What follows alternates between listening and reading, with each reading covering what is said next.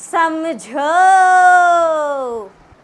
समझो समझो समझो समझो समझो समझो। अरे क्या समझो? सीबीएसई क्लास 10th मैथमेटिक्स के चैप्टर नंबर 5 अरिथमेटिक प्रोग्रेशन के एक्सरसाइज 5.3 के क्वेश्चन नंबर 8 को समझो।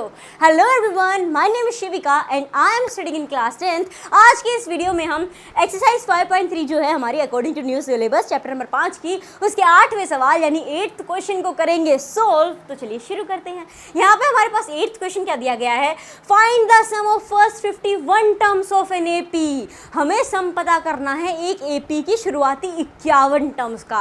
पहली बात तो भाई साहब ये नंबर 51 बड़ा शुभ है। बोले क्यों, इतनी इज्जत काहे दी जा रही है इस नंबर को? बड़ा शुभ है, बड़ा लकी है। क्यों क्यों क्यों? ये 51 नंबर आपने 51 वर्ड बहुत बार सुना होगा अपने आसपास मम्मी दादी के मुंह से। बोले क्यों? देखो जब भी होते हैं ना शगुन चढ़ाने, अरे 51 रुपए का शगुन दे दो सही रहेगा, अरे 51 रुपए दे दो लिफाफे में डाल के सही रहेगा। बर्थडे में जब गिफ्ट लेकर नहीं जाते लिफाफे के अंदर पैसे लेके जाते हैं, अमूमन 51 रुपए डाल दिए जाते हैं। तो 51 नंबर की बड़ी पूछ होती है। आपका नहीं पता बट हाँ मेरी मम्मी तो बहुत करती है। जब भी कोई काम अटक जाता है ना, हनुमान जी 51 रुपया को प्रसाद चढ़ाऊंगी, बस यह काम करा दो। तो 51 रुपये बहुत बढ़िया चीज़ है। यहाँ पे हर चीज़ में 51 रुपये का प्रसाद, 51 रुपये का शगुन, 51 रुपये डाल दो। तो 51 51 51 और यहाँ पे भी हमें पता करना है 51 टर्म्स यानी 51 टर्म्स का सम। तो पता कर लेंगे यहाँ पे हम सम होपफुली, पता कर लेंगे यहाँ पे हम सम होपफुली, क्योंकि यहाँ दिया गया है second and third terms are 14 and 18 respectively. तो जैसा कि हमें यहाँ पे कहा गया है कि देखो भैया शुरुआती एक एपी की 51 टर्म्स का सम पता करो और उसके लिए थोड़ी जानकारी हम देंगे। ठीक है, एनसीईआरटी इतना भी निर्दयी नहीं है कि खाली आपको कह दे पता कर लो, अब ढूंढ लो कहाँ से क्या ढूंढना है। कुछ चीज़ें वो आपको बताते हैं, जैसे कि कहा दिया कि सेकंड और थर्ड टर्म जो है उस एपी की वो 14 और 18 है। अब आगे का काम आप संभालो, तो हम है ना संभाल लेंगे। तो देखो जो जो चीज़ें दी गई हैं उन्हें पहले हम लिख लेंगे। क्या दिया गया है? बोले नंबर ऑफ टर्म्स तो दी गई 51। जी हाँ, एन आपको यहाँ पे दे दिया गया है, नंबर ऑफ टर्म्स 51 दे दी गई हैं। उसके बाद सेकेंड टर्म दी गई है, बोले हाँ जिसको हम A2 लिख सकते हैं। जी बिल्कुल 14 हो जाएगा ये फिर आपका। एंड थर्ड टर्म भी दी गई है जिसे हम A3 लिख सकते हैं, जो हो जाएगा अपना 18। बोले ओके, अब क्या किया जाए जनाब? सम निकालना है, फॉर्मूला लगा दें अपना वो एस ऑफ एन वाला। तनिक ठहरो, एस ऑफ एन का फॉर्मूला लगाओगे, लास्ट टाइम तो दे नहीं रखी यहाँ पे। बोले हाँ मतलब वो बड़का वाला फॉर्मूला लगाना पड़ेगा। बोले हाँ ये बात, वो तो बड़ा सारा फॉर्मूला है, वही यूज़ करना पड़ेगा। जी बिल्कुल वही हमें यूज़ करना पड़ेगा। और उस फॉर्मूला को ज़रा दिमाग में घुमाओ। बोले घुमा रहे हैं, ठहरो। एन अपॉन में 2 है, फिर 2a है, फिर प्लस में n-1d है। जी बिल्कुल। तो यहाँ पे आप देखोगे n तो है लेकिन d और a कहाँ है? हो गए ओ तेरी के, डिफरेंस ही नहीं दिया, पहली टर्म ही नहीं दी। अब क्या करें? फिर तो भैया मंजिल बहुत दूर है। जी बिल्कुल, मंजिल यहाँ पे भले ही दूर है लेकिन मेरे दोस्तों मंजिल मिल ही जाएगी, भटकते भटकते ही सही। ध्यान दीजिएगा, मंजिल मिल ही जाएगी भटकते भटकते ही सही। गुमराह तो वो हैं जो घर से निकलते ही नहीं। तो आप कम से कम आंसर क्वेश्चन का सॉल्यूशन निकालने के लिए तो आए हो। कुछ लोग तो अभी भी एग्जाम का इंतजार कर रहे हैं कि आएंगे, जब पेपर आएगा तब एक बार खोल के देख लेंगे, फिर निकाल लेंगे। लेकिन आपने मंजिल तलाशना शुरू कर दिया, तो भटकते भटकते थोड़ा इधर का उधर नंबर्स को करते करते आंसर आ ही जाएगा। बोले करेंगे क्या आंसर निकालने के लिए? तो देखो डिफरेंस नहीं दिया, हाँ सीधा सीधा तो नज़र नहीं आ रहा। एक चीज़ दी गई है और उससे आप डिफरेंस निकाल सकते हो। बोले वो क्या? मैंने आपको बहुत बार बताया है पीछे के वीडियोज़ में, डिफरेंस ना दिया गया हो, एपी दे दी गई हो, तो अगली टर्म में से पिछली टर्म माइनस कर दो। आप कहोगे क्यों मजाक कर रहे हो, यहाँ पे कहाँ एपी नज़र आ रही है आपको? जी बिल्कुल सही बात है, एपी सीधी सीधी तो नज़र नहीं आ रही, लेकिन पहली टर्म को अगर मैं छोड़ दूँ तो दूसरी टर्म और तीसरी टर्म मुझे दे दी गई है। हाँ लगातार है, ऐसा भी नहीं है गैप है। बोले हाँ तो अगली टर्म में से पिछली माइनस कर दो ना, आपके पास डिफरेंस तो निकल के आ ही जाएगा। तो सीधी सी बात है, डी निकालने के लिए आपको यहाँ पे A3 में से माइनस करना होगा A2। बोले तो 18 में से माइनस करना होगा 14, जो कि आपके पास आ जाएगा यहाँ पे 18 में से 14 गया 4 बचेगा, 4 यहाँ पे आपके पास बच जाएगा, यानी डिफरेंस अपना 4 होगा। तो कॉमन डिफरेंस निकल के आ गया ना, यहाँ पे समझ में आया कैसे निकल के आया? अब इसी को मैं यहाँ पे लिख देती हूँ। अरे भाई मिट जा, हाँ अब ठीक है। अब देखो d यहाँ पे हो गया आपका 4, ठीक है। अब कहोगे इससे क्या होता है, अभी भी मंजिल तो हमें दूर ही नज़र आ रही है क्योंकि पहली टर्म तो है ही नहीं, खाली डिफरेंस ही तो है।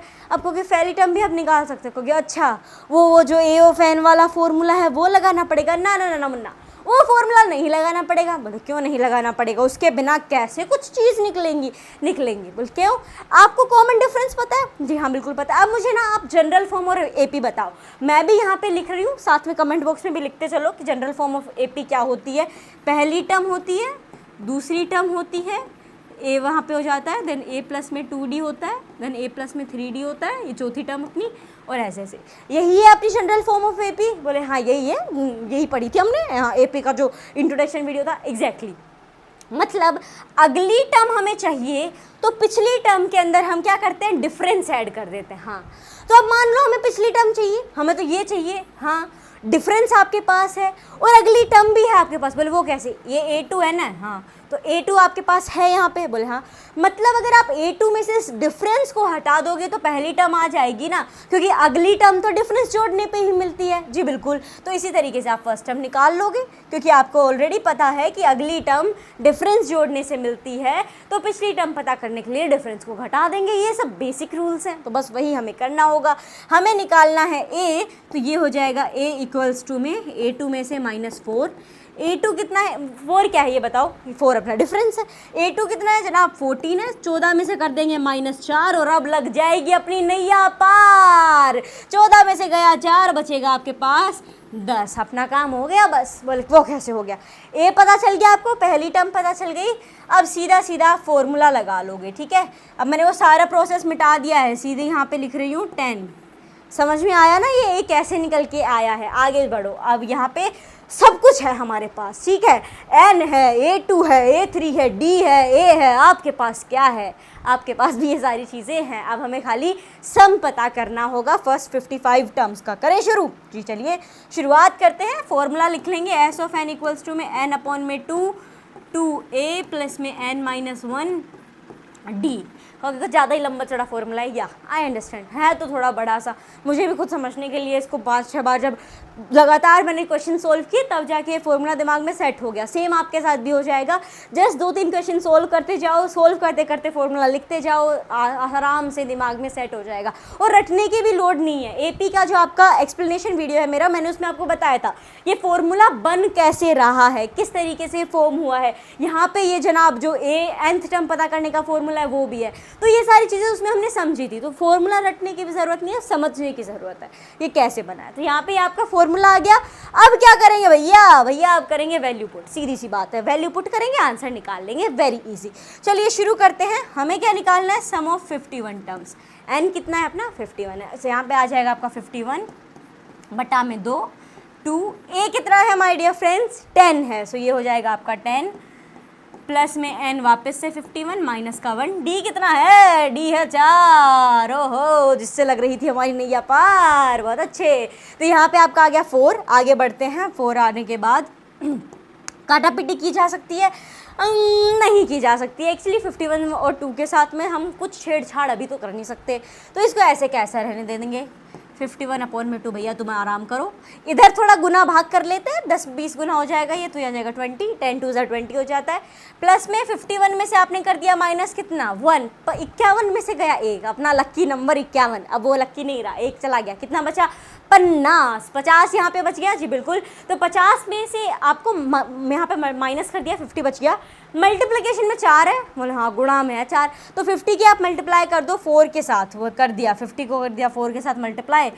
अच्छा मैं इसको पहले यहाँ पे लिख ही दूँ ताकि आपको वो ना रहे कि कहाँ से क्या चीज़ें टपक के आ रही हैं। ये आ गया आपका 51 अपॉन में 2, 20 एज इट इज़ मेरा। अब देखो 5 4 20, ये आ गया आपका 200। Okay, is it clear? वो मैंने वहाँ पे इसीलिए लिख दिया। अच्छा ब्रैकेट के अंदर एक और चीज़ ध्यान रखो, काहे मैंने 4 पे ब्रैकेट लगाया, यहाँ लगेगा आपका 50 के साथ ब्रैकेट। अब ठीक है, हाँ चलो अब ये इतनी चीज़ें हो गई। बोले हाँ वो तो ठीक है, अब क्या आगे क्या करना पड़ेगा, आगे आपको इनको ऐड करना है। बोले इनको ऐड करना है, बोले जी हाँ इनको ही ऐड करना है। मैं इसको थोड़ा छोटा कर देती हूँ, अब क्योंकि छोटा तो कर दिया, ये लिखें, जी हाँ लिखो, मेरे साथ साथ लिखते चलो, जल्दी समझ में आएगा। तो यहाँ पे आपको 51 अपॉन में 2 एज इट इज़ रहने देना है। मल्टीप्लाई में अब देखो क्या आएगा, 200 आपके पास है, उसमें 20 जोड़ देना है, 200 में 20 जोड़ा 220, 220। तो जनाब ये आ गया आपका 220। अब क्या करें, अब करो काटा पीटी, अब होगी काटा पीटी। बोले कैसे, पहले भी वही 51/2 था, तब तो कहा नहीं हो रही, हाँ लेकिन पहले ये नहीं था, इंटू में 220 नहीं था, अब है तो अब कट जाएगा। 2 1 2, 2 1 2, 2 1 2 और एक 0 साथ में लगा दिया। अब क्या करना है, वापस इसको तो पहले तो थोड़ा सा छोटा करना है, ये हो गया छोटा। अब देखो 51 को आपको मल्टीप्लाई कर देना है 110 के साथ और आपके पास आ जाएगा 5610, 5610। आंसर आ गया है यहाँ पे हमारा 5610। अटेंशन प्लीज, आंसर आ गया है हमारा 5610। 72 से 72 हालात में भी इत्मीनान रखिएगा, नो नीड टू रश, ठीक है, कोई जल्दी नहीं है यहाँ पे। कितनी भी मुसीबत आ जाए, इत्मीनान से शांति से काम लो, हड़बड़ी मचाने की, रश की कोई ज़रूरत नहीं है। बिल्कुल उसी तरह जिस हिसाब से हमारा आंसर निकल के आया, एकदम आराम से, कुछ नहीं किया, जो जो चीज़ें दी गई थी शांति से लिखते गए और फिर शांति से अपनी वैल्यू पुट कर दी और शांति ही शांति के अंदर, हाँ आपकी कोई दोस्तों शांति, यू कैन टैग देम, उनके साथ शेयर कर सकते हो शांति के साथ कि देखो कितनी शांति से आंसर निकल के आ गया है। तो यहाँ पे हो गया 5610 हमारा आंसर। सम ऑफ 51 टर्म्स, 51 अपने लकी नंबर्स के कितने टर्म्स हो गए, 5610 हो जाएंगे यहाँ पे उसका सम। और इसी के साथ सवाल नंबर 8 हो गया है समाप्त, फिनिश हो गया है। मुझे उम्मीद है कि आपको ये सॉल्यूशन अच्छे से समझ में आया होगा। समझ में आया ना? नहीं, अगर समझ में आ गया हो तो इस वीडियो को लाइक कर दो। आपको अगर नहीं आया तो जनाब अगर आपको ये सॉल्यूशन समझ में नहीं आया या क्या चीज़ें हैं जो मुझे इम्प्रूव कर लेनी चाहिए तो आप मुझे कमेंट बॉक्स में कमेंट करके बता सकते हो। और समझ में आ गया हो तो क्या चीज़ है जो आपको अच्छी लगी वो भी आप कमेंट बॉक्स में कमेंट करके बता सकते हो। So do let me know your opinion in the comment box. We will meet in the next video. Till then take care, bye bye.